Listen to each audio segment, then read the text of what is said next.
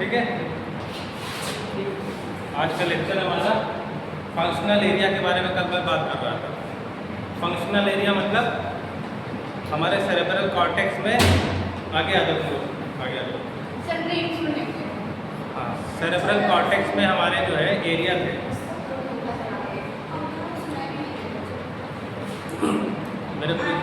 मुझे भी सर्दी लगी कि आप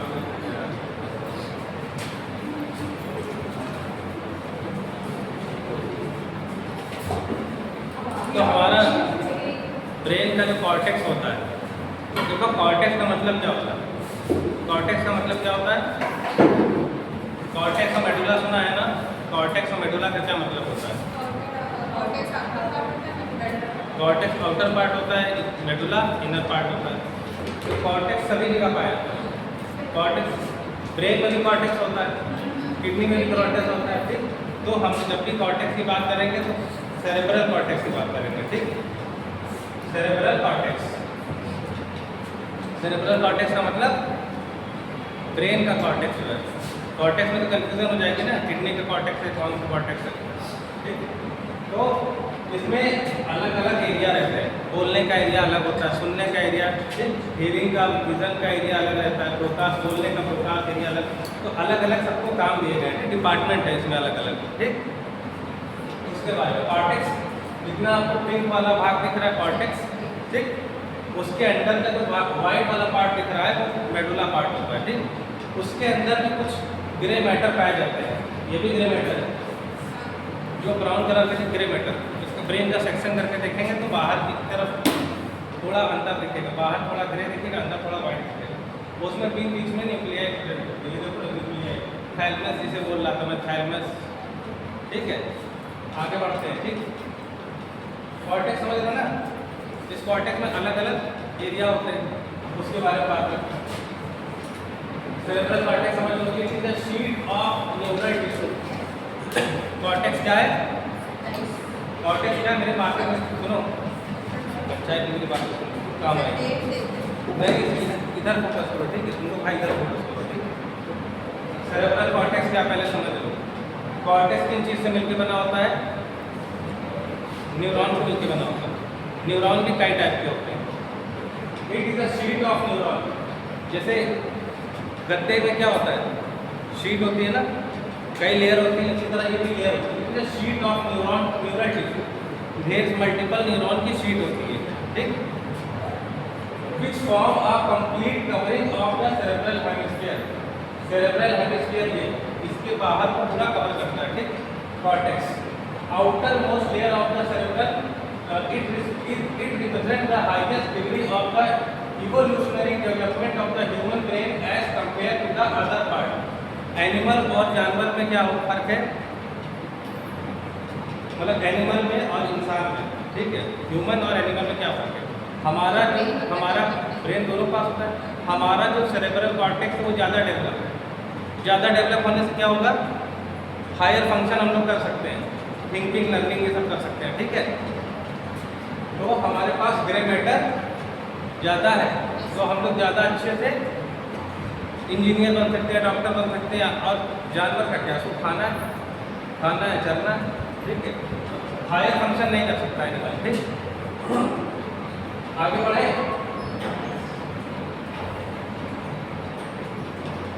एनाटॉमी ऑफ सेरेब्रल कॉर्टेक्स। ये गायरस सल्कस मैंने बताया था, जो उठा हुआ भाग होगा गायरस, अंदर वाला भाग सल्कस। गायरस सल्कस क्यों बना है? इसका एक कारण है बड़े ब्रेन के बड़े एरिया को छोटा करके एक जगह पर फिट करना है। It is a made up of grey matter and content. इसका लिखा हुआ ग्रे मैटर। ठीक, ग्रे मैटर का बना हुआ content approximately 10 billion different neuron. 10 billion अलग अलग तरह के न्यूरॉन से मिलकर बना है। ठीक है, the thickness of the cortex varies from 1.5 से 4.5 mm। ठीक, तो आप लोग को पता ही होगा mm कितना होता है। 1 सेंटीमीटर में कितना mm होता है? 1 सेंटीमीटर में 10 mm होता है। तो उसका भी आधा 4.5 mm या 5 mm मान लो। ठीक है, कितनी मोटी थिकनेस होती है इसकी कॉर्टेक्स की। ठीक, thickest over crest of the gyrus, thinnest over depth of sulcus. तो यहाँ पर ज़्यादा थिक होगा और यहाँ पर थिन होगा। तो यहाँ पर 4.5 होगी, तो यहाँ पर कितनी 1.5 से 2 होगी। ठीक, आगे बढ़े। किस तरह के सेल से मिलकर बना होता है cortex? Different type of nerve cell मिलकर बना होता है। उसमें क्या होता है, पिरामिडल सेल्स भी होते हैं। ठीक है, जैसे हमारी स्किन किस चीज़ से मिलकर बनी है? एपिथेलियल सेल से बनी है। और स्किन और भी कई तरह के सेल हैं। 5 तक स्किन की 5 लेयर्स होती हैं। तो जब स्किन पढ़ोगे तो पता रहेगा। स्किन की 5 लेयर होती है, उसमें फिर क्या अलग अलग एपिथेलियल सेल अलग होती है। ठीक है, एपिथेलियल सेल में भी कई टाइप के ब्रश मॉडल आता है। ठीक है, और कॉलमनर सेल आती है, तुमने पढ़ा होगा इंटर में कभी। तो एपिथेलियल सेल भी 5-6 तरह की होती है। ठीक, इसी तरह जो ब्रेन का कॉर्टेक्स जो बना है वो भी डिफरेंट टाइप के सेल से बना है। ये सारे क्या है? ये न्यूरॉन के सेल है, मतलब ब्रेन के सेल है। जैसे ब्लड के सेल कौन से? RBC, WBC. लीवर के सेल कौन से हैं? हिपैटोसाइट, लीवर के सेल हिपैटोसाइट। किडनी के सेल कौन से? नेफ्रॉन है। ठीक है, इसी तरह इसमें न्यूरॉन है। न्यूरॉन के कई टाइप के होते हैं। ठीक, पिरामिडल सेल्स पाए जाते हैं, स्पिलेट सेल पाए जाते हैं, फुसिफॉर्म सेल। ये सारे सेल मिलकर कॉर्टेक्स बनाते हैं। ठीक, ये अलग अलग टाइप के सेल्स हैं। क्या एक ही तरह के सेल्स? हम लोग ने न्यूरॉन का देखा था। न्यूरॉन का स्ट्रक्चर ये देखा था ऐसे कि यहाँ पर बॉडी होता है, डेंड्राइट शेप में एक्सॉन होता है। ठीक, ये सब चीज़ें थी, लेकिन ये देखो अलग अलग तरह के डिजाइन दिख रही है। ठीक, तो हर तरह के होते हैं, अलग अलग टाइप के। आगे बढ़ो। Types of cerebral cortex. Cerebral cortex 2 type. Cerebral cortex के 2 भाग कर दिए हैं। ठीक है, सेरेब्रल कॉर्टेक्स के 2 भाग, एलो कॉर्टेक्स और नियो कॉर्टेक्स। ज़्यादा बोर नहीं करूँगा। Allocortex, neocortex. बाहर वाला हिस्सा एलो कॉर्टेक्स, अंदर वाला हिस्सा neocortex. Neocortex, allocortex अंदर वाला। ठीक है, structural simple made up to 3 layer. Allocortex 3 layer का मिलकर बना होता है। ठीक है, और ठीक है, नियो कॉर्टेक्स, एलो कॉर्टेक्स दिख रहा है। ठीक है, तो ये किसके पार्ट है? अरे भाई कॉर्टेक्स के पार्ट। कॉर्टेक्स के 2 भाग, ऊपरी लेयर, अंदर की लेयर। ठीक, जैसे गद्दे में क्या होता है, ऊपर चादर लगी होती है, अंदर लोई भरी होती है। वैसे ऊपर नियो कॉर्टेक्स और एलो कॉर्टेक्स। ठीक, आगे बढ़ते हैं। नियो कॉर्टेक्स में भी लेयर है, एलो कॉर्टेक्स में भी लेयर। ये मैं नहीं पढ़ाने बैठूंगा, मुझे आगे कॉल करना। ठीक है, अब पिक्चर देखेंगे स्लाइस सेक्शन करके, तो इस तरह का कुछ दिखेगा। ठीक है, अलग अलग टाइप के रेड कलर के दिख रहे हैं, ब्लू कलर के दिख रहे हैं, ब्लैक कलर के दिख रहे हैं। ये सारे न्यूरॉन अलग अलग टाइप के न्यूरॉन से मिलकर कॉर्टेक्स बना होता है। सब एक दूसरे से इंटरकनेक्टेड रहते हैं। ठीक है, इंटरकनेक्टेड क्यों रहते हैं? इंफॉर्मेशन साझा करते हैं, शेयर करते हैं। ठीक, functional area of the cerebral cortex. अब मेन मुद्दे पे आते हैं, फंक्शनल एरिया के बारे में। Different area of the cerebral cortex are functional specialized. इसका मतलब अलग अलग एरिया अलग अलग काम के लिए। ठीक है, एनाटॉमी 3 तरह। अगर एनाटॉमी के हिसाब से देखा जाए 3 स्ट्रक्चर है, मोटर, सेंसरी और association area. Motor area, sensory area और एसोसिएशन एरिया। इसका मतलब मोटर वाला तो आपको पता है, जो ब्रेन से हमारे बॉडी की तरफ जा रहा है। ठीक, सेंसरी जो बॉडी की तरफ से ब्रेन की तरफ वापस जा रहा है। ठीक, जिसे असेंडिंग बोलते हैं। Sensory ascending, descending, afferent, efferent. ठीक, ये सब थे। एसोसिएशन एरिया मतलब एक दूसरे को जोड़ने वाले। ठीक, और ये सेंसरी एरिया उधर से मोटर गया, उसके बाद सेंसरी मोटर कहीं तो कनेक्ट होगा आपस में, तभी तो इन्फॉर्मेशन कंप्लीट होगी, साइकिल कंप्लीट होगी, तो एसोसिएशन एरिया होगी।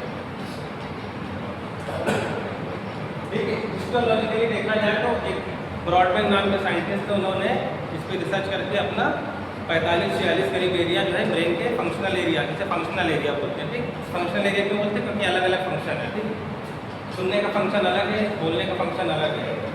ठीक, तो ये ब्रॉडमैन है, डिस्क्राइब बाय ब्रॉडमैन। इन्होंने एरिया खोज निकाले, इसका नाम ब्रॉडमैन एरिया पड़ गया। ठीक, अब कभी क्वेश्चन आए ब्रॉडमैन एरिया तो समझ सकते हो, ब्रेन के सेरेब्रल कॉर्टेक्स में अलग अलग जो स्पेसिफाइड एरिया थे उन्हीं को ब्रॉडमैन एरिया बोलते हैं। ठीक है, इसमें सारे एरिया नहीं कवर करें, जो मेन एरिया है कुछ स्पेशल वही कवर करें।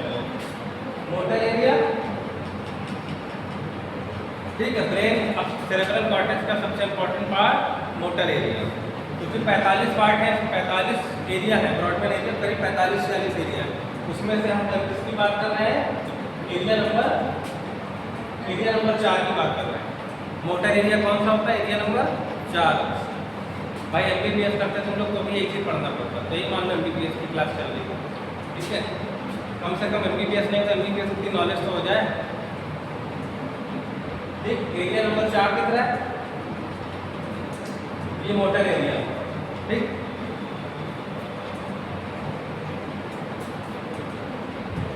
Area of the cerebral cortex that involves with planning, control and execution, planning, control और एग्जीक्यूशन ऑफ वॉलंटरी मूवमेंट्स, ठीक। जिसकी प्लानिंग, जैसे यहाँ पर पेन रखा हुआ है, ठीक, पेन रखा हुआ है, गिलास रखा हुआ है, तो हम उसको क्या बिना प्लानिंग के उठा ले रहे हैं। हमें प्यास लगी, सामने गिलास रखा है, तो बिना प्लानिंग के थोड़ी ना उठा रहे हैं। हमारे दिमाग ने क्या किया, उसको प्लानिंग की, इसको पी के प्यास बुझ जाएगी, उसके बाद उसको कंट्रोल किया और एग्जीक्यूट किया।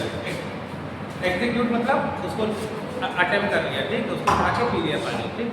दिमाग की प्लानिंग में पीना है, उठाया गिलास पी लिया, ठीक। ये हो गया। ये किसका काम है? सेरेब्रल कॉर्टेक्स का काम है।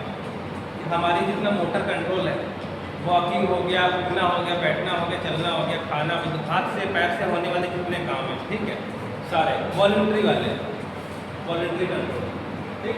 हमारे जितने काम करते हैं मोटर एरिया से करते हैं। These have been identified on the basis of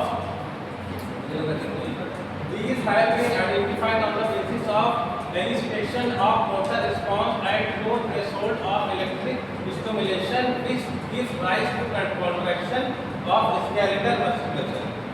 तो ये हमारी स्केलेटल मसल को क्या कर जाता है? इम्पल्स जाते हैं ब्रेन से, यहाँ से सेरेब्रल कॉर्टेक्स से क्या जाते हैं? इम्पल्स जाते हैं। इम्पल्स का मतलब करंट, हमारी बॉडी में तो करंट जनरेट है, हार्ट भी हमारा धड़कता है, तो AB नोड SL नोड की वजह से क्या करंट ही तो जनरेट हो रहा है।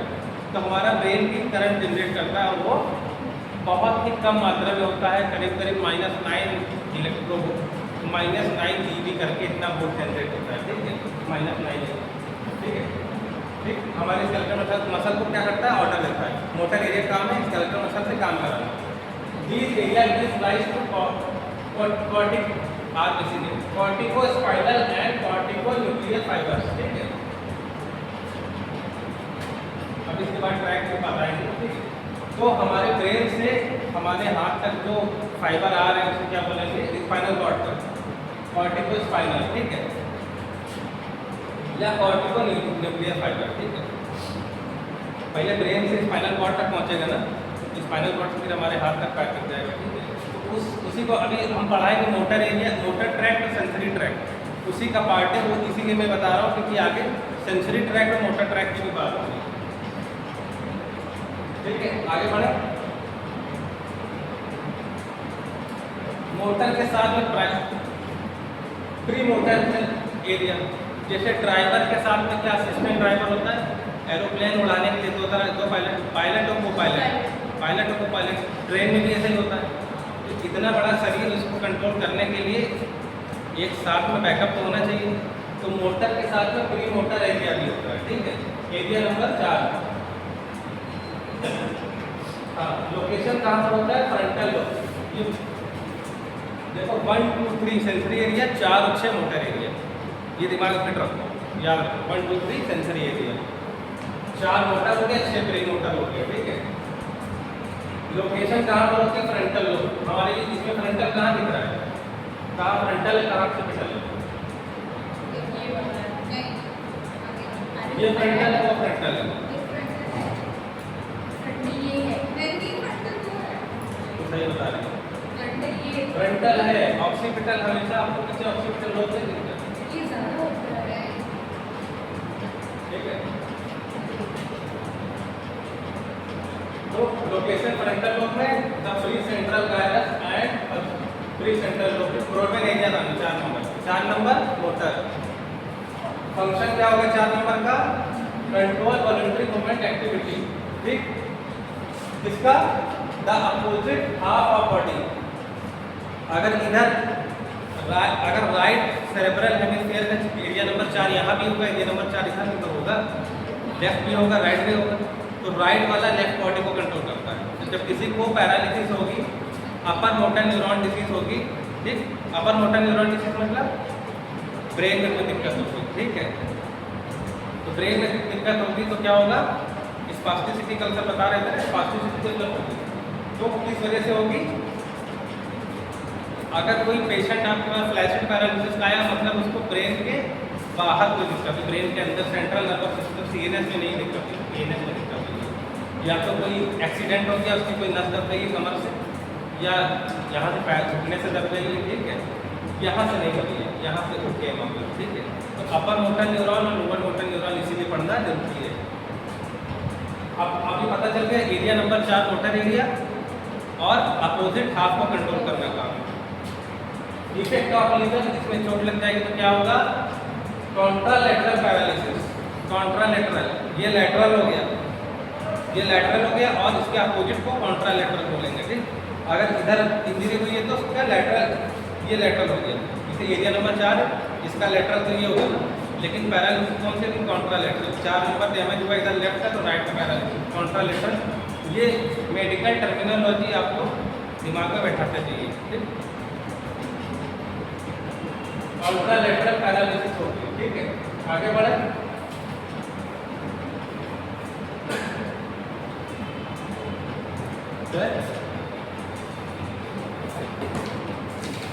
तो मोटर एरिया कौन सा था? मोटर एरिया दो, primary motor, secondary motor. Primary motor 4 हो गया, ठीक, जिसका मेन काम, और एरिया नंबर 6, ठीक, ये एरिया नंबर 6।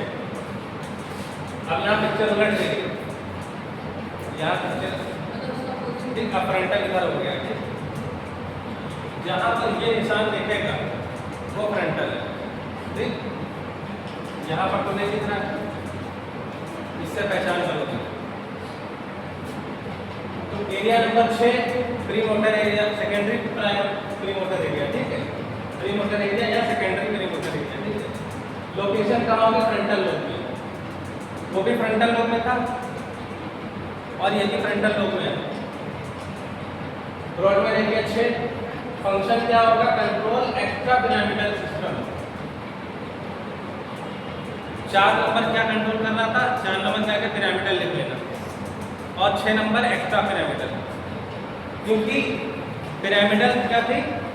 क्रॉस करती थी। अब ये सोचो कि कॉन्ट्रालैटरल पैरालिसिस क्यों हो रही थी? कॉन्ट्रालैटरल पैरालिसिस क्यों हो रही थी? क्योंकि पिरामिडल ट्रैक था। पिरामिडल ट्रैक का मतलब इधर के फाइबर निकल के मेडुला से चेंज, मेडुला पर आके चेंज हो गए, मेडुला लेवल, यहाँ पर मेडुला लेवल पे आके लेफ्ट वाला राइट को चला गया, राइट वाला लेफ्ट को चला गया, ठीक। तो ये हो गया 4 number primary motor, 6 number secondary motor या प्री मोटर एरिया, ठीक है। 4 number 6 number motor pre motor, याद आ गया? आगे बढ़े। इफेक्ट ऑफ लीजन क्या हो जाएगा? इसमें अगर चोट लगेगी तो क्या होगा? Inability to perform skilled movement, ठीक है। स्किल्ड मूवमेंट कौन से नहीं कर पाओगे? सिलाई कढ़ाई स्किल्ड मूवमेंट है ना, महीन काम नहीं कर पाओगे। मोटर एरिया तो मोटर पर तो भी ना, गिलास को उठा लेगा, पानी पी लेगा, क्योंकि पिरामिडल ट्रैक सही है। अगर extra pyramidal track area number 4 damage, 6 area number 6 damage है तो बारीक काम नहीं कर पाएगा। उससे कहो कि अपनी नाक को छू तो नाक उसको छू नहीं पाएगा, क्योंकि बारीक काम अपनी नोज की टिप को छूना ये बारीक काम है, फाइन वर्क। किसी को थप्पड़ मार देना फाइन वर्क नहीं है, ऐसे करके मार दिया ये तो एरिया नंबर 4 में करवा दिया। लेकिन हम कहें कि अपनी नोज की टिप को छू लो तो फिर नहीं छू पाएगा, क्योंकि एरिया नंबर 6 डैमेज। पढ़ने को बहुत कुछ है, मैंने रात लैंप जला के पढ़ा है, पता है।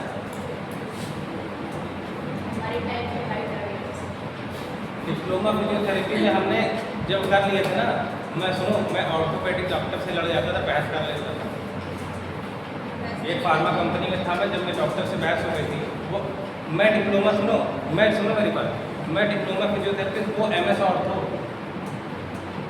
मैं दवा बेचने गया उसके पास, मैंने कहा सर ये ले लीजिए, मैं मार्केटिंग का भी काम किया।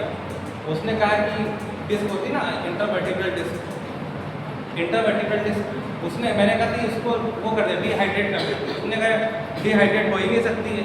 हमने क्यों नहीं सर हो सकती है, हमने कहा उससे ऑर्थो वाले से डॉक्टर, मैंने कहा कि सर ये बताइए हमारी डिस्क में कितना पानी होता है, उसमें 99%। हमने कहा डिस्क में 99% पानी होता है तो डिहाइड्रेट नहीं हो सकती है, और जो चीज़ डिहाइड्रेट होती है क्या वो डिहाइड्रेट नहीं हो सकती है? क्यों? डॉक्टर की बोलते पर डॉक्टर कह रहा अच्छा ठीक है, मेरे से मिलते रहो, मैं तुम्हारा काम कर दूँगा, ठीक है। ज्ञान की सब जगह पूजा होती है। आगे बढ़े तो हमारे जो मोटे मोटे जैसे वॉकिंग करना है, रनिंग करना है, ठीक, दौड़ना है, रनिंग करना है, ठीक, इस तरह के काम एरिया नंबर 4। वॉकिंग करना है, रनिंग करना है, एरिया नंबर 4 कराएगा। लेकिन कोई फाइन मूवमेंट कराना है, कोई डांस के स्टेप सीखना है, कुछ ऐसी फाइन बात है, ठीक, वो सिर्फ नहीं कर पाएगा, ठीक। आगे बढ़े। अब ये लेटरल व्यू है, ठीक, और ये मीडियल व्यू है। Lateral view, medial view, area number 4, area number 6 दिख रहा है। बाहर से ज़्यादा दिख रहा है, अंदर आके कम दिख रहा है ना, क्योंकि यहाँ पर हमारा अंदर वाइट मैटर शुरू हो जाएगा, है ना। वहाँ पर और भी चीज़ें क्या है, वेंट्रिकल्स है, और हमारा इंटरनल कैप्सूल है, थैलेमस वगैरह है, पिट्यूटरी ग्लैंड है, पाइनियल ग्लैंड है। सारी स्ट्रक्चर कहाँ है? सेरेब्रम के अंदर। सेरेब्रम के बाहर क्या है? सेरेब्रम के बाहर कॉर्टेक्स के बगल। आपको कुछ समझ में आ रहा है ना? आगे बढ़े।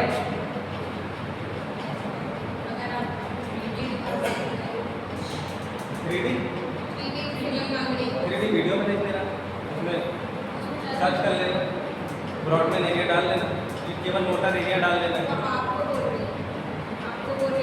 मैं 3D दिखा दूँ, हाँ तो दिमाग में लेकिन कल तो 3D था भाई। एंटीरियर पोस्टीरियर क्यों बनाया गया है?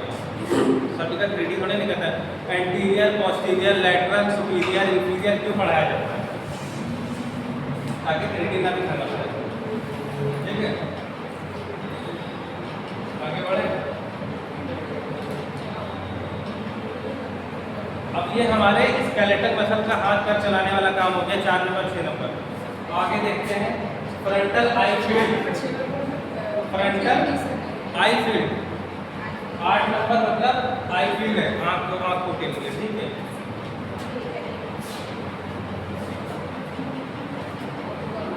इसके बाद लिख लिया ना। अब 4 नंबर इस पे आते हैं, मोटर स्पीच एरिया, बहुत इंपॉर्टेंट है। मोटर स्पीच है नहीं, इसमें अभी आगे हम आज स्लाइड बनाए, स्लाइड कवर नहीं होगी। ब्रॉडबैंड एरिया बहुत बड़ा है, ठीक। 4 नंबर दिख रहा है आपको। पूरे 45-46 एरिया नहीं बताऊंगा, कुछ जो काम के, ठीक है। आपको मेन क्या मोटर और सेंसरी एरिया पता होना चाहिए। एरिया नंबर 1, 2, 3 और 4 और 6।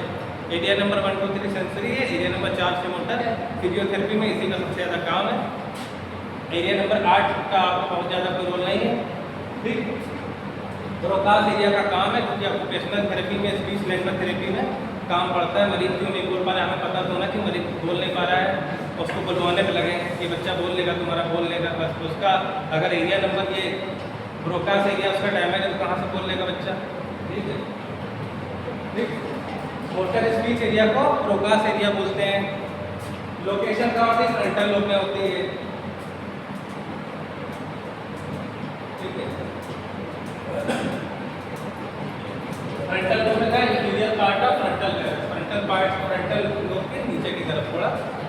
It is present on the left hemisphere in 98% of right handed population and 70% in left handed, ठीक।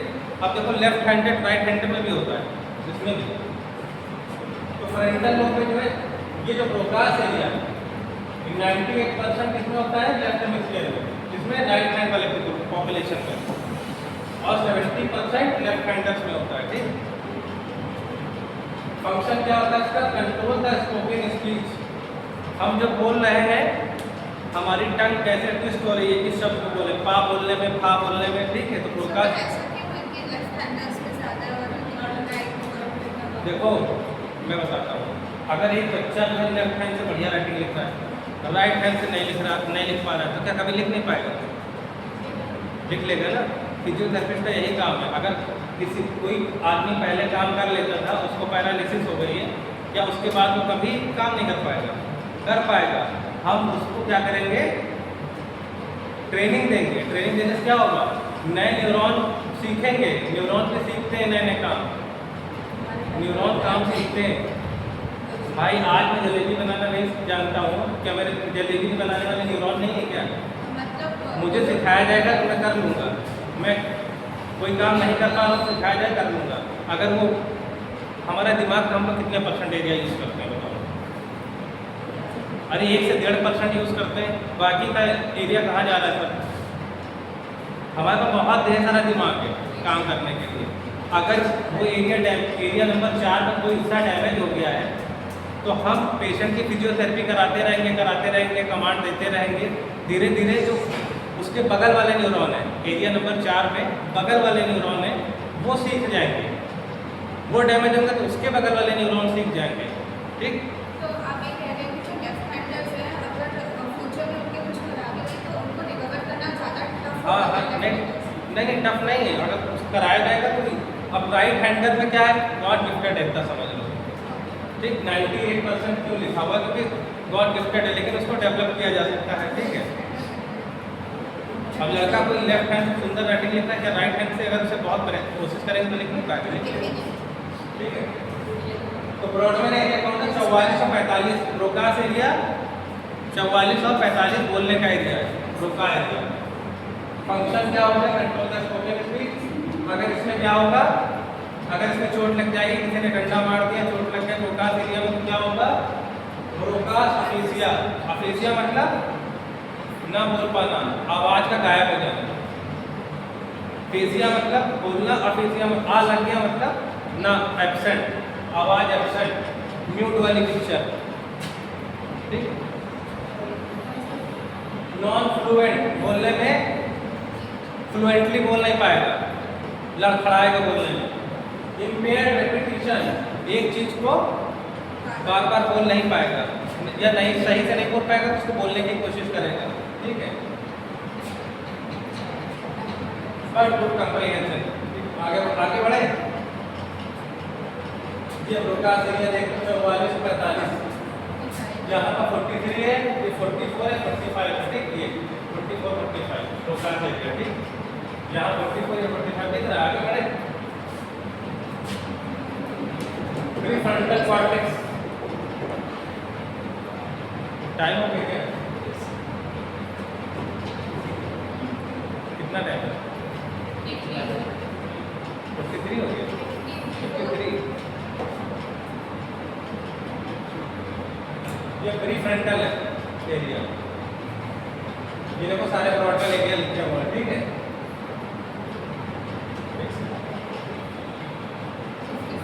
17 18 19 विजुअल कॉर्टेक्स होता है।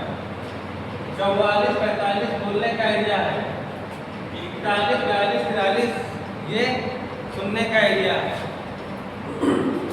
एरिया नंबर 1 2 3 पता चल गया, सेंसरी एरिया। एरिया नंबर 4 से मोटर एरिया है। 8 नंबर क्या था? विजुअल कॉर्टेक्स था। ठीक है। ठीक है। अब लगभग ब्रॉडमैन एरिया में मोटे मोटे आप लोगों को पता चल गया ना, ये मेन है। आगे बढ़ते हैं। प्रीफ्रंटल को समझ लो। फ्रंटल लोब में होता है एंटीरियर लार्ज पार्ट, ये हमारा फोरहेड के पीछे क्या है? Prefrontal area, prefrontal cortex. ठीक। Brodmann area 9 10 11 12।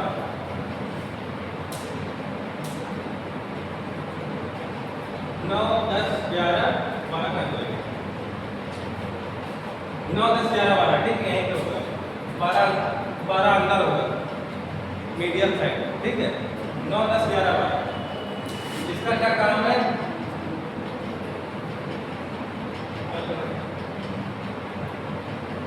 Control concentration. माथे पे हाथ रख के बैठ जाते हो ना सोचने। Concentration, control consent emotion, attention and judgement. ठीक, कोई भी निर्णय लेना, सोचना विचारना, निर्णय लेना और फोकस करना। ठीक, इसीलिए टीका लगाते हैं। यहाँ पर टीका इसीलिए लगाते हैं ताकि आपका कंसंट्रेशन एक जगह पर केंद्रित हो जाए। नहीं, हर चीज़ का लॉजिक होता है, हर चीज़ का लॉजिक होता है। कभी देखना बिना टीका लगा तो टीका लगा के बहुत फर्क पड़ता है, पड़ता है। ध्यान नहीं दोगे तो वो अलग बात, तुम तो यहाँ भी नहीं ध्यान देती, तुम्हें कोई फर्क नहीं पड़ेगा। जो ध्यान देगा उससे फर्क पड़ेगा ना। ठीक है, वो तुम्हारे में वो अपवाद है, क्या कहते हैं उसे, मिसकंसेप्शन। लेकिन अजीब लगता है ना, जिसके अंदर निगेटिविटी भरी होगी उसे अजीब लगेगा, जिसके अंदर पॉजिटिविटी होगी वो और पॉजिटिव हो जाएगा। ठीक है, अभी हुई कितनी बड़ी जो पहले थी अब नहीं, अभी शुरू हुई थी। इफेक्ट ऑफ रीजन, यहाँ पर रीजन क्या हो गया, 9, 10, 11, 12 में रीजन होगा, क्या होगा, loss of orientation, frontal lobe syndrome. Orientation गड़बड़ हो जाएगा, मतलब तालमेल, कोऑर्डिनेशन वगैरह। ठीक है, और ये तो होगा ही जितना लिखा हुआ कंसंट्रेशन वगैरह। ठीक है,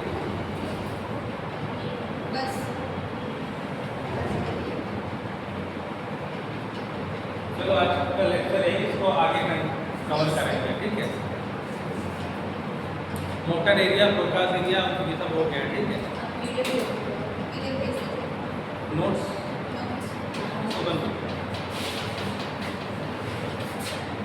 नोट्स